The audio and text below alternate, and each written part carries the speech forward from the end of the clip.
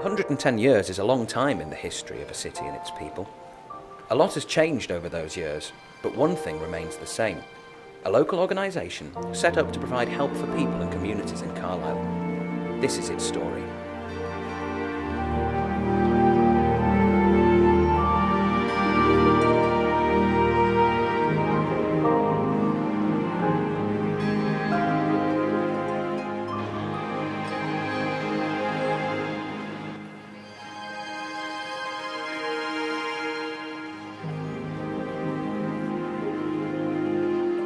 Okay, David, to start, can you tell us your name? Give us a sentence about Cumbria CVS. Yep, no problem. Okay, we'll start with the interview, and I need you to get some GVs of the area. Try and keep it in focus this time. Great. When you're ready, David. Hello, my name's David Richardson, Chair of Cumbria CVS. We offer help, advice, training and support to third sector groups across Cumbria. That's good, David. Can you give us more snappy soundbite about the CVS? Make it clear for the audience. Cumbria CVS. We're the people who help the people who help Cumbria. Hey, we're trying to do an interview here. Sorry.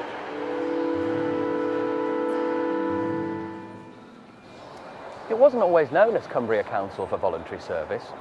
In this city, it was originally known as Carlisle Charitable Organisation Society, and its foundation in 1904 was a hugely significant event.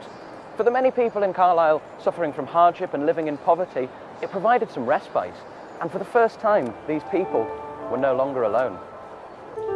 Even then, a single ticket could bring hope.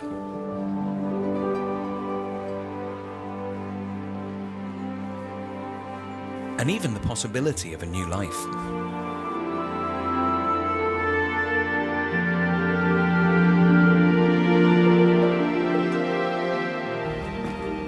It must be remembered that this was a time before the welfare state, and the loss of your job could mean starvation for you and your family.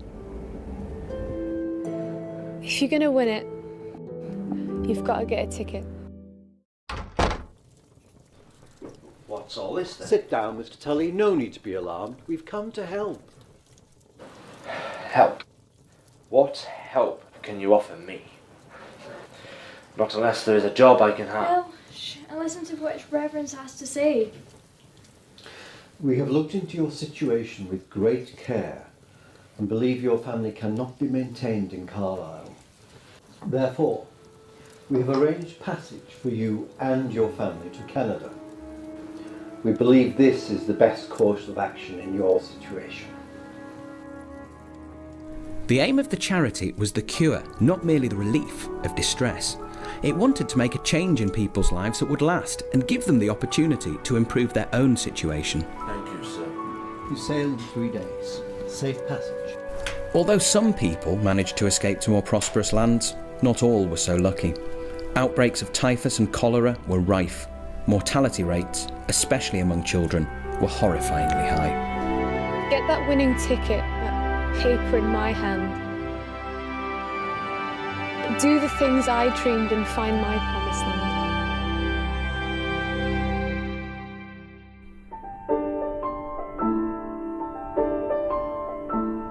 From the last chance saloon and my falling down, got a chance now to change, to turn things around. Gotta turn things around, I can turn things around. Faith, hope, sweet charity, I will turn life around. Great change and upheaval was just around the corner. In 1914, national tensions exploded into the mechanised bloody conflict of the First World War, claiming millions of lives. When it ended in 1918, there was some optimism for a new future. And into this new world, the Carlisle Charitable Organisation Society became the new Carlisle Council of Social Service.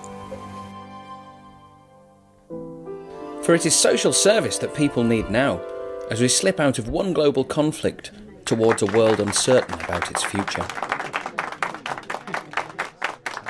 What is social service? or what is generally known as social service, has appeared in the past as the efforts of the well-to-do to improve the conditions of those living in the worst circumstances. Aye man, like us there.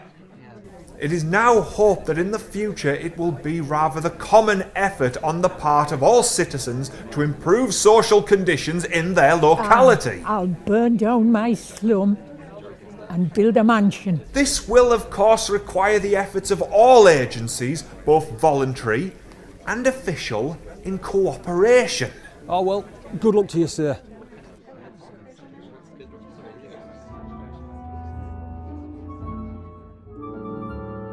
In presenting its annual report for 1922, the Council acknowledged the support of its subscribers and associated societies in enabling it to carry out its work through difficult circumstances. Unemployment had placed considerable demands upon the Council. Cases were dealt with on the principle of maintaining the self-respect of applicants, but these were difficult times. Industrial troubles and development of new housing areas in the city has brought to the notice of the citizens very forcibly the need for community centres, where the residents of the new areas can find opportunities for recreation and further education in the widest sense of the word. The Physical Training and Recreation Act of 1937 adds greatly to the powers of authorities in this direction, and voluntary organisations like our own are doing their best to cooperate and forward the movement.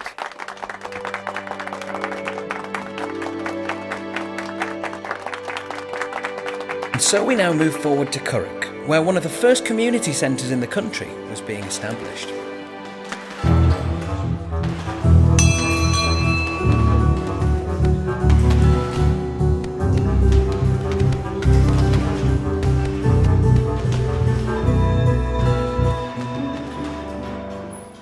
So you decided to give us a go then, Ernest? Aye, well it gives me something to do till I leave. You been called up too then? Same as us, including me. That'll be the end of this place then. We won't be able to run things without you. Don't be daft. Sent us more than one man. It's about community. It would be doomed to failure if it didn't class itself as family. This place will be long about after I'm dead and buried. Well, get in there then, Ernest. Let's see what you can do. Jack! Jack, let him in. Jack! In 1933, the charity had saved Curragh House from demolition, and in 1934 it became a community centre.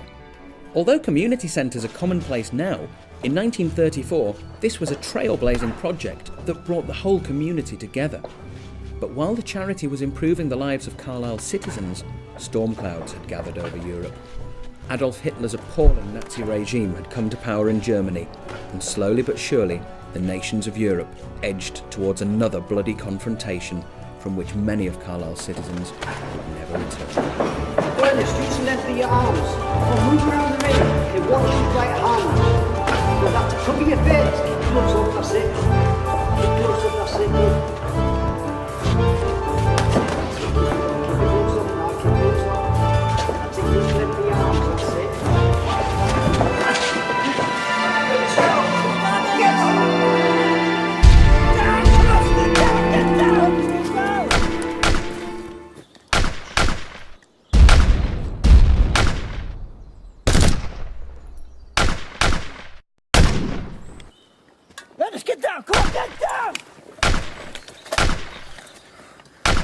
They're dead.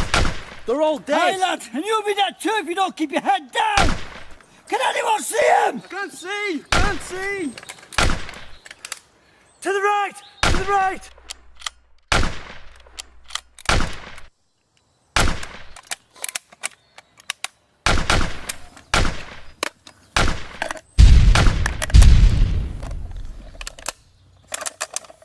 We need to fall back. If you move, Fall back, fall back! Go! Go, go! The war took its toll on the citizens of Carlisle. Many fathers, husbands and sons would never return.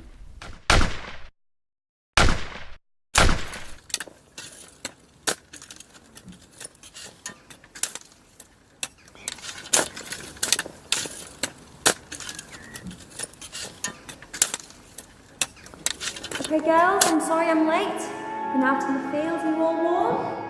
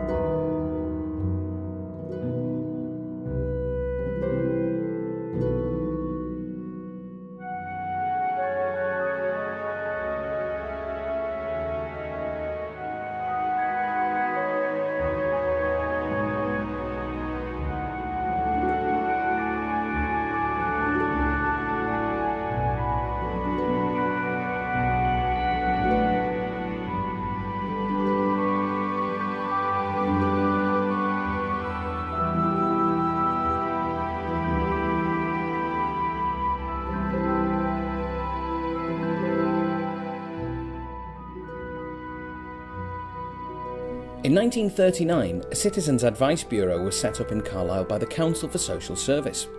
Though it is now a respected institution, it's interesting to think that it originally arose out of necessity in time of war. Initially, it provided help assisting people in the search for relatives and providing invaluable support for the families of servicemen who often struggled financially to make ends meet.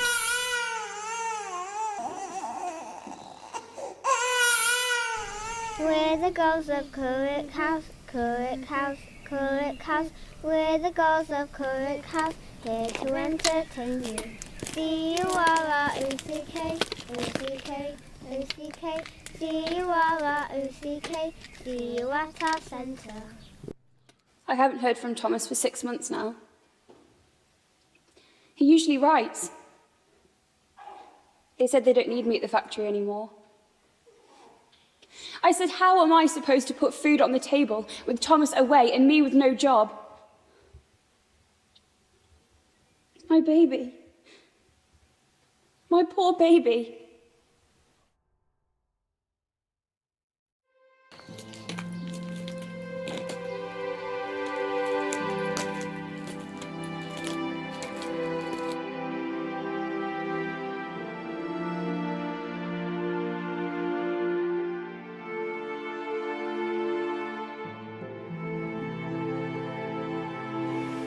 The Ministry of Education is publishing a pamphlet about community centres. This means that all the work that the Community Association is doing will be publicly recognised. It marks the beginning of... Along with the rest of Britain, at Currick House, 1945 would be remembered as the year of victory, victory parties and the return of men from the front. Andrew?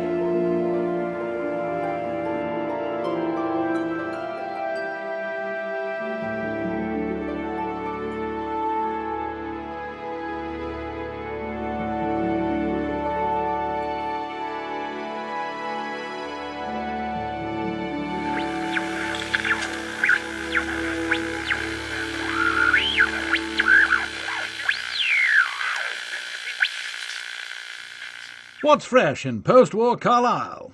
Well, now there's a feeling at present in many people's minds that the need for voluntary organisations for social services has come to an end. What with recent legislation and the welfare state, which seems to cater for all the problems and financial difficulties arising, the question arises, is there a need for charity anymore? Lord Pakenham certainly thinks there's still a role for charity.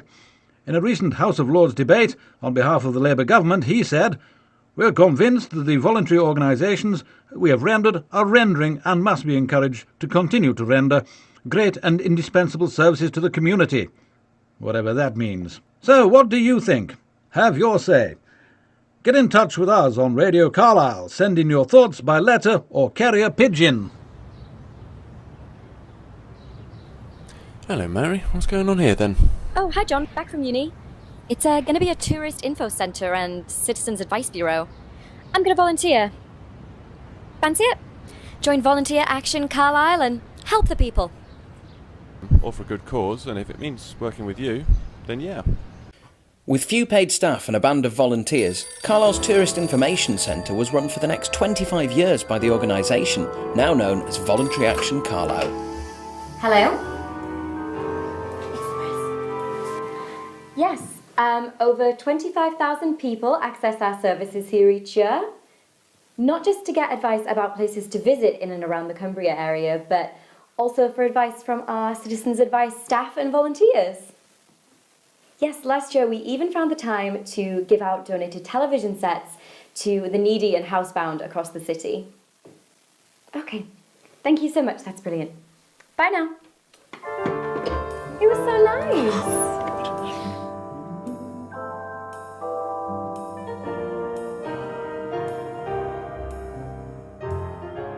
The Old Town Hall itself provided a meeting space for a variety of community groups and associations, events and meetings, and you could even pick up a bargain at the city's first charity shop. Hi, I was wondering if you had any information on the thrift shop? Yes, absolutely. It is on the 2nd of each month in that location. And if you have anything that you want to give us, we take clothes, books, small household items, things like that. That's great, thank you. Okay. Now a membership organisation, the CVS in Carlisle was one of the first in the country to accept into its ranks a group for gay men and women. In the early 1970s, the campaign for homosexual equality was a strong but apprehensive band of people coming out and attempting to integrate into a suspicious wider society. What time is the group meeting today?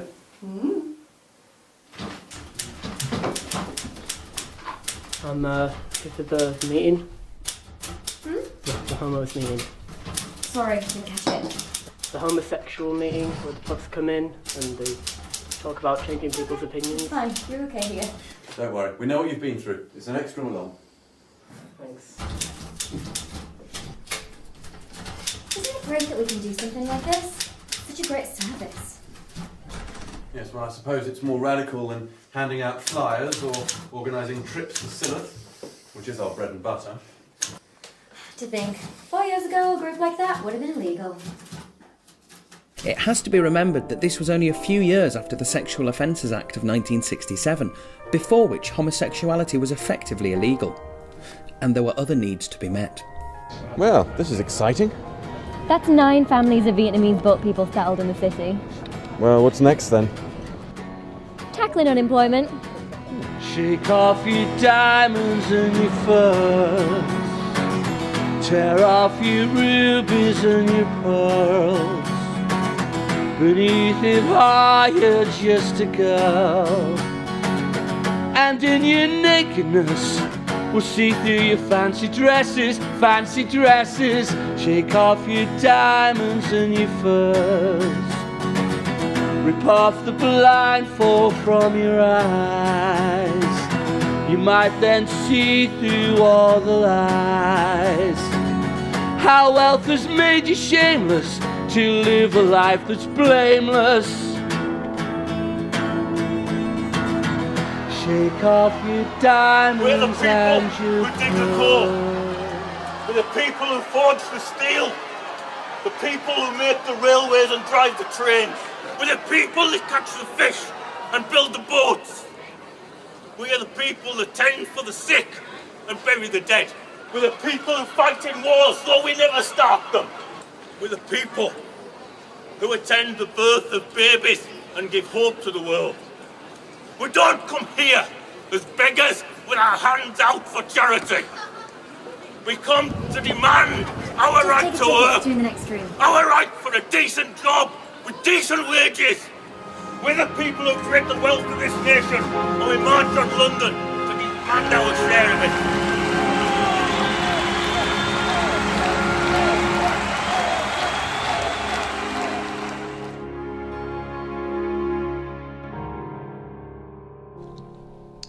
In order to to celebrate 80 years of voluntary service in Carlisle, we're pleased to present our annual debate. This year, our honoured guest will discuss the response of voluntary service to social and political change.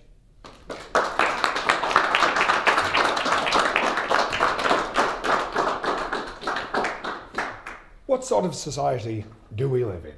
What is voluntary action and how can it best serve the society? Why do we need charities? There are those who claim voluntary action is neutral and not a political activity, yet voluntary action has always meant being involved in politics, the one being inseparable from the other. In 1904, the Conservative government set up a royal commission to review the poor law so that the credit for caring and compassion could not go to the opposition. There are two schools of thought. The first, that people should be self-reliant and fend for themselves. The second, the state should support the weaker and poorer members of society. If it ever was the case, it is certainly not now taken for granted that the state will provide. The government is pushing the burden more and more onto the family, where some would argue it has always fallen. So, how should charities function? Should they be campaigning, innovative watchdog type schemes, or should they let the government off the hook and leave things to the individual?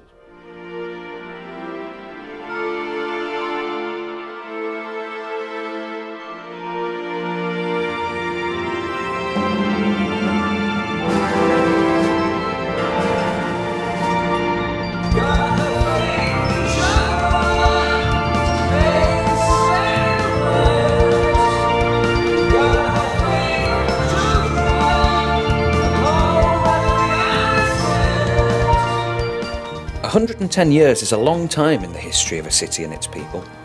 A lot has changed over those years, but one thing remains the same: the question of how we end poverty and achieve a fair and just society. We must also ask if there is a role for charities in making this happen. And if there is, charities must meet the ultimate challenge that faces them. They must work to consign themselves to history.